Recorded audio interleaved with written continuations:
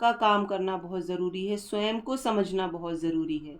Meditation करिए, ध्यान करिए, जो भी आपको राइट लगे वो करिए, लेकिन अपने आप को समय दीजिए, अपने आप को समझने की कोशिश करिए। आप जब तक अपने आप को नहीं निखारेंगे, कुछ नहीं होने वाला है। जो चीज़ें जैसी चल रही हैं वैसी की वैसी चलेंगी। कोई जादू की छड़ी नहीं घूमनी है। जादू की छड़ी घूमेगी जब आप अपना एफ़र्ट्स स्वयं लगाएंगे, अपना डिसीज़न स्वयं लेंगे उस कंडीशन में। कहने सलाह सबसे लीजिए, करना अपने मन का है, ये बिल्कुल दिमाग में बिठा के रखिए। समझिए, आप एक नहीं 10 लोगों से समझिए, लेकिन फाइनल डिसीज़न आपको स्वयं को लेना है। राधे राधे, जय माता दी।